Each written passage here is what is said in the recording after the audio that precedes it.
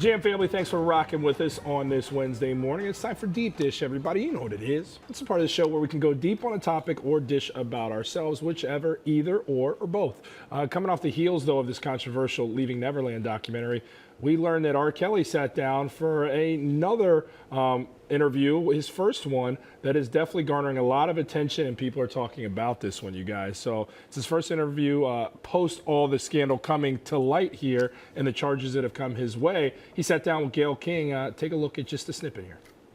Do you still sit here and say you have never been with underage girls? Can you really say that? I sit here and say this.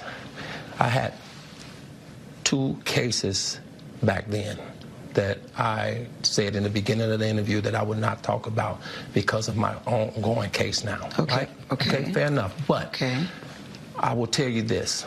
People are going back to my past, okay? That's exactly what they're doing. They're going back to the past, and they're trying to add all of this stuff now to that, to make all of the stuff that's going on now feels real to people. But the past is relevant with you with underage girls. Absolutely no, it's not. Why? Because for one, I beat my case. When you beat something, you beat it. You were acquitted. We can't double jeopardy me like that. You can't. It's not fair. It's not fair to nobody. When you beat your case, you beat your case. All right, here is what a journalist from the East Coast, Ernest Owens, had to say. He said, "I don't care to hear any dismissal of CBS or Gayle King for interviewing R. Kelly and trying to dismiss it as simply celebrity tabloid news. Now, Black women matter, and perhaps more ongoing coverage of his sexual abuse in the past would have protected more lives. Hashtag mute R. Kelly." I am just so happy to see this coming to light in charges. I want him to see his day in court. There have been so many allegations, so much evidence that has been overlooked or not paid enough attention. And so I want justice, and I want due process, and I want him to have his day in court. Yeah, looking at his face in this, I mean, I was just studying it to try to see what emotion he feels, and I didn't see that remorse in it as I was watching. You don't see it. He seems very calm, maybe a little bit rehearsed, and I would think to do an interview like this, at this point in the interview. I felt the exact opposite. I felt like there was no rehearsed. He didn't seem calm. I felt like he was extremely defiant. This is his first impression, not in terms of meeting the world. We know who R. Kelly is. This is his first impression of how he's going to handle all this that's now in front of us. And I thought he came out reckless. I think he showed his temper. You're engaging with a woman, and the optics of him being that aggressive towards Gayle, and we'll see more here in a second. Yeah. But that was a bad look. To me, it seemed like there was no rehearsal. Like there wasn't any plan to go in. And how he used the word beat the case to seem like I was guilty, but I was able to win. Like not saying I was proven innocent before. It was proven I didn't do this. He was acquitted. He said, I beat this. And then for him to sit there and talk about, we're not going to double jeopardy this and that, I'm like, I just feel like he's speaking recklessly without anybody, PR team, legal team, to prep him for this interview. I thought it was reckless. He's mad he got caught. That's how I feel after watching this. And you would think watching, he wants to show the human side. He wants people to really understand him. He's still very much like, no. But he's I don't know. You guys have to see, he gets a little more combative. I have to say before we watch the next clip too, I'm just studying Gayle as a journalist here. Like, this is a big get for her, and for me watching this is her. She's inspiring. She's standing up to someone who's accused of horrible abuse, and she's staying calm, and he gets even more in her face later on in the interview. But I thought she knocked it out of the park with this one, and go her and Oprah both in these last 2 days. They're best friend power couples interviewing these very difficult cases. She's a class act for sure. Yeah, she stayed very calm and collective. Yeah, and going back as the interview went on. Yeah, going back to R. Kelly, he became much more emotional and combative during the questioning. Take a look. Use your common sense. Don't forget the blogs. Forget how you feel about me.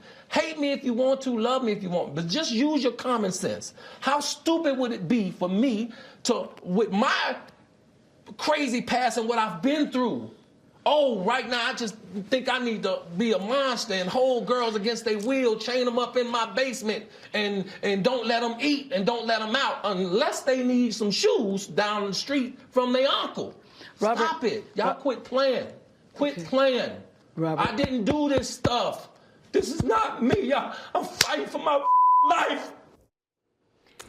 So Michael Avenatti, the lawyer who turned over a tape that he claims shows Kelly having sex with a minor, tweeted after this, R. Kelly's tears are out of fear and despair because he knows that after 2 decades of sexually abusing underage girls, we blew this wide open and have him and his enablers dead to rights. Hashtag justice. Yeah.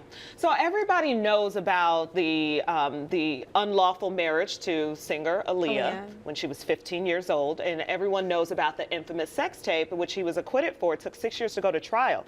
But let me see. There was a August 2001 case, Tracy Sampson. That case was settled out of court for an undisclosed sum. April 2002, Patricia Jones. That case was settled out of court for an undisclosed sum. May 2002, Tina Woods. That case is settled out of court for an undisclosed sum. So it's like this repeated, like we have so many allegations and so many cases of the same thing, of similar allegations. And so again, I want him to have his due process and his day in court. I'm happy to see that the criminal justice system is taking these allegations seriously, as they've been brushed under the rug so many times. And to your point, Jordan, from a PR perspective, it's awful. It's never a good thing. And it's a double standard, but it is never a good thing for someone to attack the interviewer, but also to kind of get aggressive with a woman. And be a black male to get aggressive is also that double standard that just makes it that much worse of a look. Unfortunately, that's just the way it is. I think R. Kelly came into this with an idea of, I'm going to be passionate. I'm going to plead my case. I'm going to let them know I'm so enraged by this because it never happened. But I think it Which backfired. anybody would be frustrated if they're being accused. But it doesn't come off that way. I think there's ways to say it with calculation, to say, Gail, let me tell you, Gail, and then like get into it and say like how frustrating this is and all that stuff. To me, I just think this is the start of a guy who's, as you listed those cases, and how he beat them by settling them out of court. His language, listening to the words. He's Teflon Robert in terms of he's had these allegations, overwhelming ones at times in front of him, but he slithered out of it, and now it's overwhelmingly in front of him. And he's scared. Yeah. What you said, Carly, about the body language, I'm looking at his eyes. They say the eyes are the windows to the soul, and it's clearly somebody that is frustrated, somebody conflicted, somebody with a lot of anxiety. These are very serious charges. His life on the line, as he said. And somebody used to winning. You know what I mean? Like you brought up the language. He's used to winning. He's mad that he has to even deal with this. But I mean, I feel bad. He's a victim. He victimized other people. I want everyone to go on and live better lives and be rehabilitated from this. I don't want this pattern to continue. I want it to break, but which can happen. I want him. He hasn't faced the truth yet. That's how I feel about it. Well, he's not going to. He's going to be defiant till whatever judgment's levied down on this. But to me, another takeaway in the medium that we work in television, is the power of television in these last few months in terms of what it's unraveled in terms of criminal investigations. We've seen it with R. Kelly. What's going to happen here with Michael Jackson? Now, Michael Jackson's passed away, but the legacy that will be left by these stories coming out and whether they be civil trials.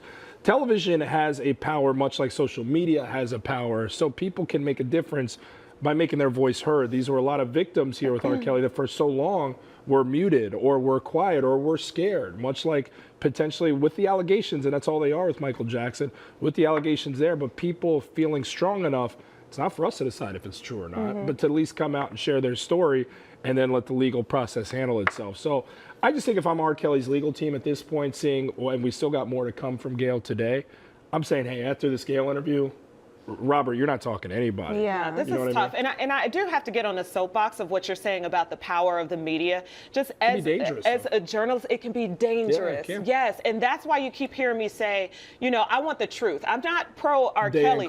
I want his day in court. I want the truth as a citizen, as a person, but also as a journalist. And I want to encourage everybody out there, like, don't just consume one news source. Don't just believe what you see on Twitter or believe what you see on television. Like, search for the facts for yourself. And I know it's hard in today's world. I know it's hard in the age of social media, but we have to be a society that functions off of proven innocent, innocent until proven guilty. And so we have to go through this due process. And if we need to change the process, if we want to change the laws, I am all game for that. But we can't just throw out our due process, our Constitution, what this country was built on. Yeah, you bring up a really good point about reading stuff that you disagree with too. So a wise person once told me, read at least 5 news sources every day and make sure at least one is something you very much disagree with, because you have to know the other side of things. You have to know the complete picture of it. And with, some of the darker things that are happening in our world this year and in the last couple of years, I feel like the bright side is it's never a better time for journalism.